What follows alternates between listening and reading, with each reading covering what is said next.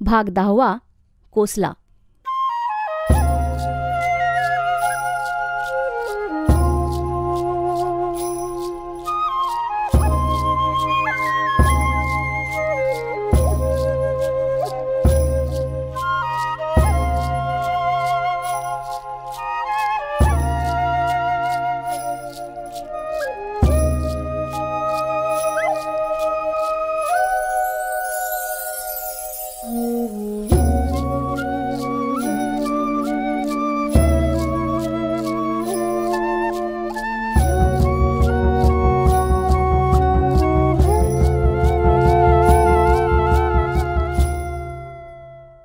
पाटील नावाचा मित्र नवीनच हॉस्टेलवर आला.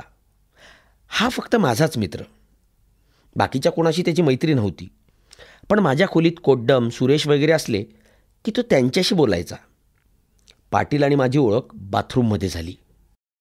आमच्या बाथरूम्स एकाला लागून एक अशा ओळीनं असायच्या. प्रत्येक बाथरूमच्या खालून थोडी मोकळी जागा होती. उभा मनुष्य वरतून दिसायचाच, पण खालून त्याची फक्त पावलं दिसायची. एकदा मी आंघोळ करत असताना शेजारच्या बाथरूममधून एक छोटासा साबण माझ्याकडे आला. नंतर एक हात धडपडत आला आणि साबण घेऊन पुन्हा तिकडे. साबण म्हणजे भलताच बारीक, म्हणून निसटणारच.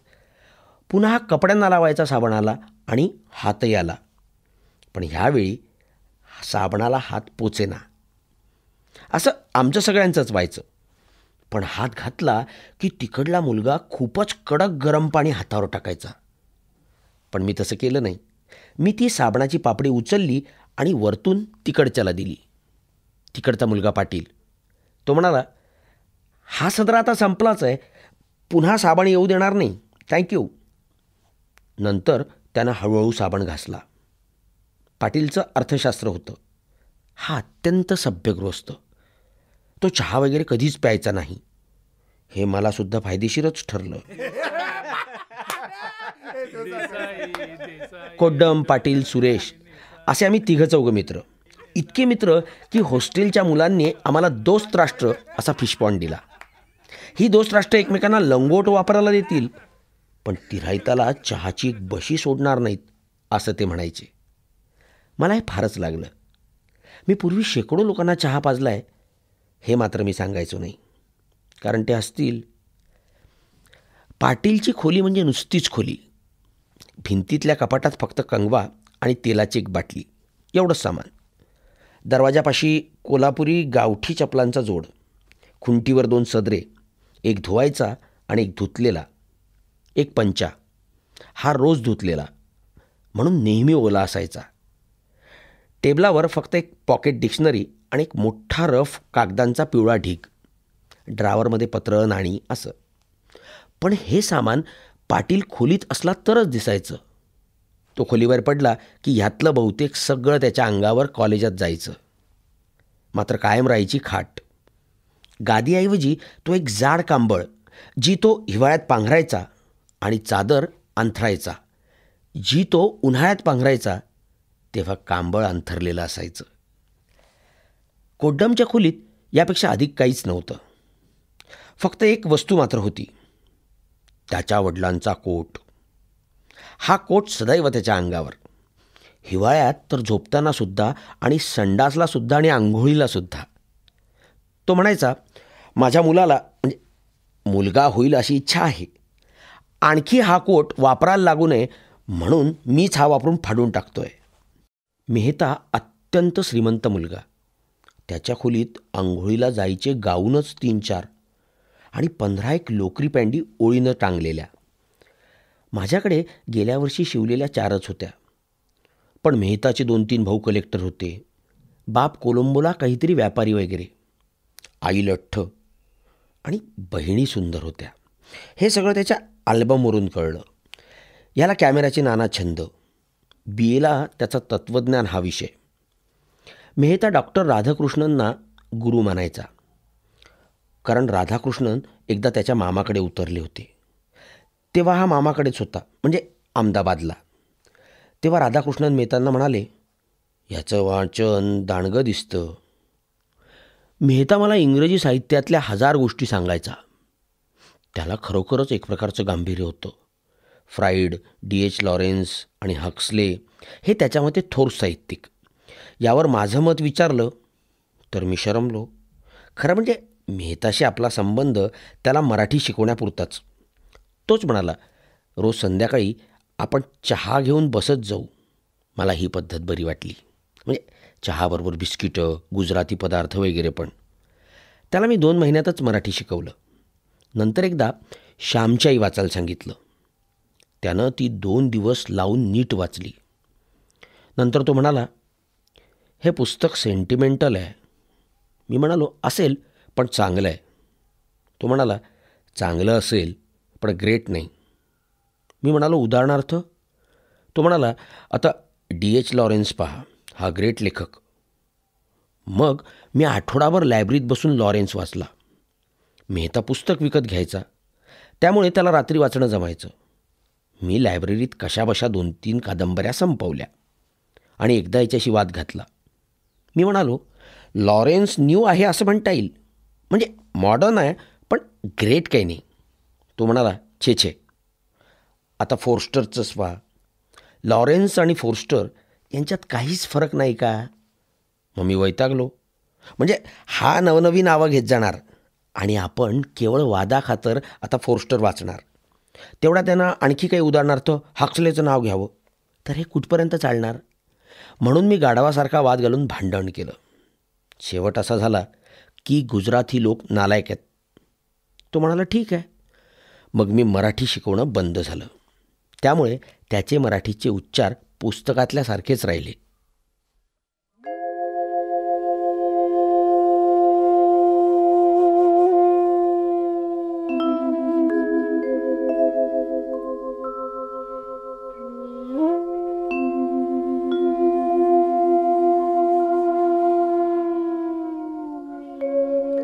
खरं तर माझं आयुष्य मरतुकड्यासारखं झालं होतं. नीट पैसे नाहीत आणि रोज रात्री गंभीर शेठचे किती द्यायचे उरले आहेत, सध्या जवळ किती आहेत, मावशीकडे पुढल्या आठवड्यात जावं की त्याच्या पुढल्या, रोज खर्च नेमकाच होतो की नाही, हे माझे झोपतानाचे विचार. एकदा तरी मांजरीला मारलंच पाहिजे. ओळीनं दररोज 3 दिवस दूध पिऊन जाते, खिडकीतून झाडावर उतरते, दरवाजा उघडताना बऱ्याचदा खिडकीतून पळून जाताना दिसते. तर मग एक दिवशी मी युक्ती केली. एक खिडकी अगोदरच बंद केली, दुसरी खिडकी अर्धवट बंद ठेवली. एक दोरी खिडकीच्या दाराला बांधून दरवाजातून बाहेर सोडली.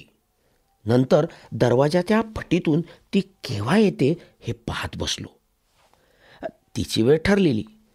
साली आम्ही रोज अर्धा पावशेर दूध घेतो, तर तेवढं देखील हिला पाहवत नाही. डोळे मिटून दूध पिते. आज तिला आम्ही अद्दल घडवणारच. थोड्या वेळानं खिडकी वाजली. मांजर फांदीवरून खिडकीत उतरली. मग सावकाश खोलीत, तडक दुधाजवळ. तेवढ्यात मी फटकन खिडकी लावली, दरवाजा उडून आत शिरलो, दार बंद केलं. मांजर खिडकीहून उडी टाकायला धडपडायला लागली. मी चप्पल फेकून मारली. तिनं खाली उडी टाकली. तेवढ्यात दोरी ताणलेली ठेवून मी खिडकी पण बंद केली. साली आता खाटीखाली शिरली. ठीक आहे, हिला कशानं झोडपावं? कमरेचा पट्टाच ठीक. उजव्या हाताला पट्टा नीट बांधून खाटेखालची ट्रंक ओढली. फटाफट पट्ट्याचे वार मारत सुटलो. मांजर फिसफिस करून आत लपायला लागली. खाटेखाली कोपऱ्यात रद्दीचा मोठा ढीग होता. त्याच्या आड जाईपर्यंत मी घामाघूम होऊन वाकून वाकून पट्ट्यानं सालीला भरपूर ठोकलं. आता ती खोलीत येणार नाही इतकं. मांजर ओईंग ओईंग ओईंग करत खाटेखालून पळाली. मग तिला दरवाजा उघडा दिसला. ती झेप घेऊन दरवाजातून बाहेर जायला लागली. मी फटकन दरवाजा लावला जोरानं. मांजर पळाली. माझी बोटं मात्र दारात सापडून मी भयानक किंचाळलो. डाव्या हाताची 2-3 नखं निळी काळी झाली. पुढे 15 दिवस भयंकर दुखत होती. सगळं उजव्या हातानंच करावं लागलं. पाटील म्हणाला, सांगवीकर, मांजरानं गळा पकडला असता तर.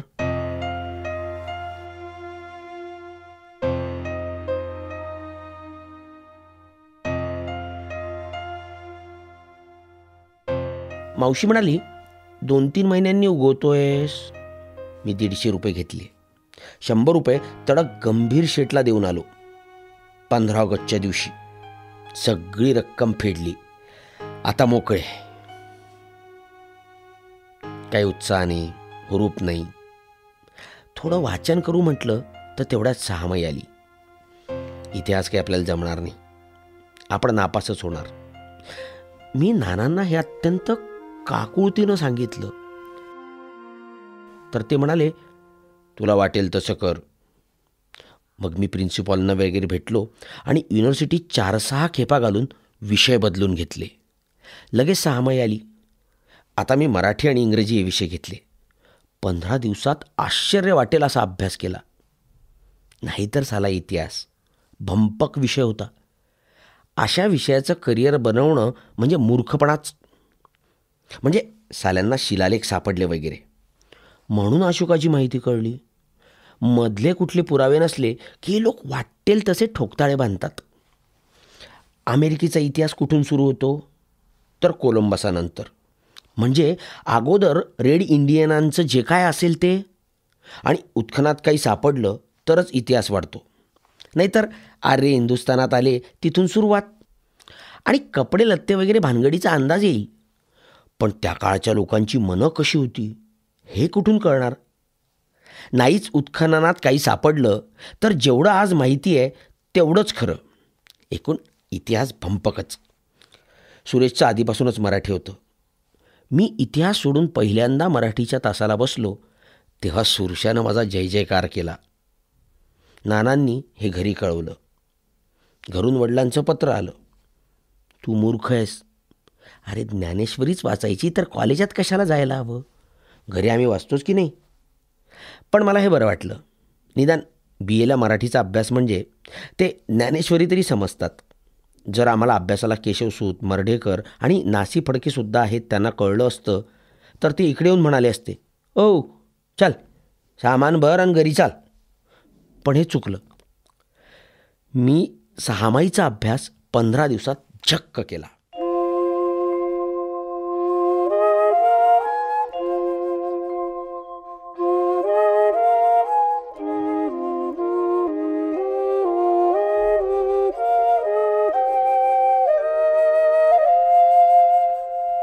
पण एक नवीन कटकट सुरशानं सुरू केली.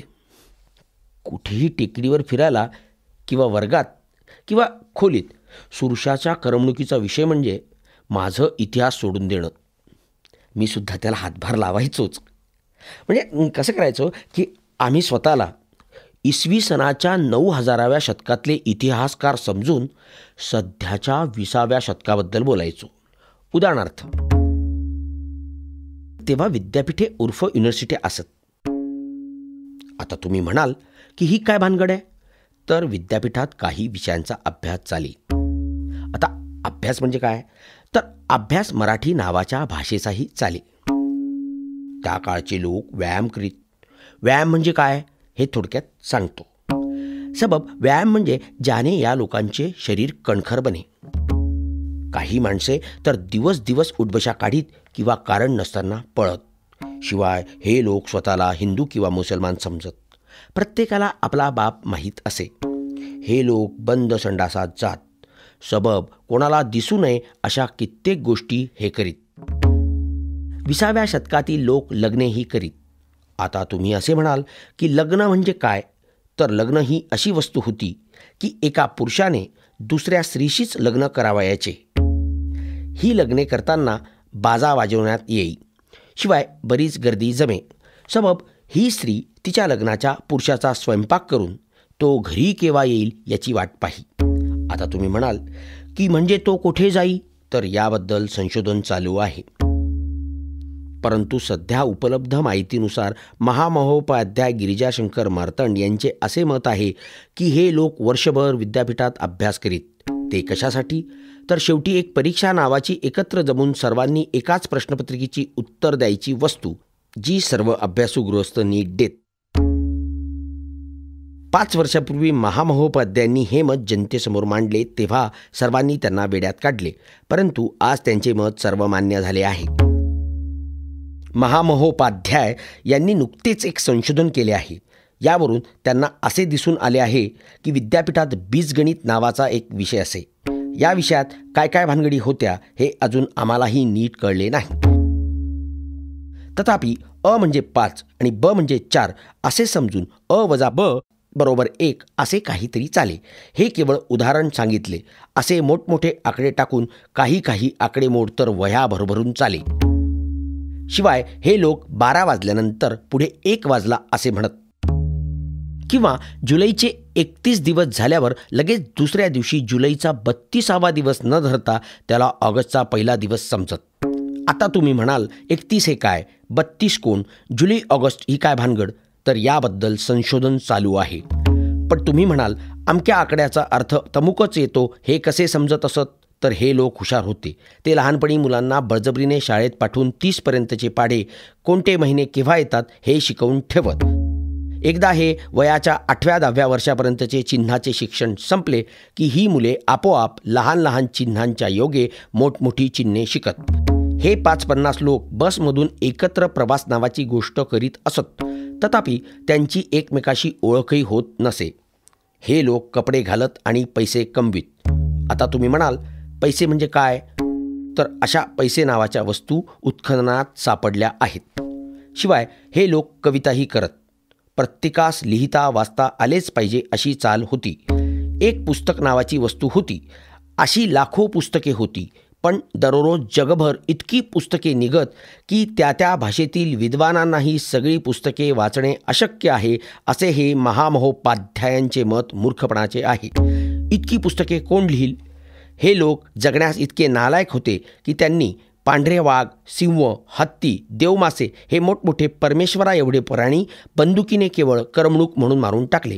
आता तुम्ही म्हणाल बंदूक म्हणजे काय, हत्ती म्हणजे काय? तर हे संग्रहालयात पाहावे. परंतु देवमासा नावाचा प्राणी काय होता हे कोणाला अजून सांगता येत नाही.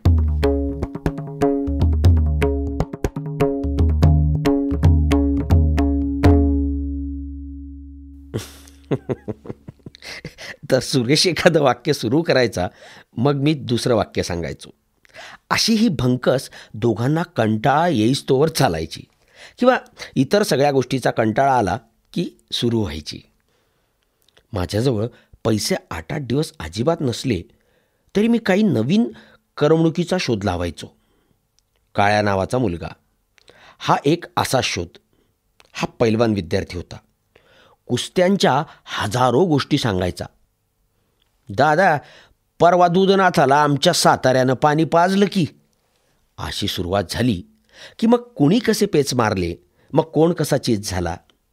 एखाद्या वेळी उदाहरणार्थ म्हणून हा कुणाला तरी समोर उभा करून मग कोणता पेच कसा हे सविस्तर सांगायचा.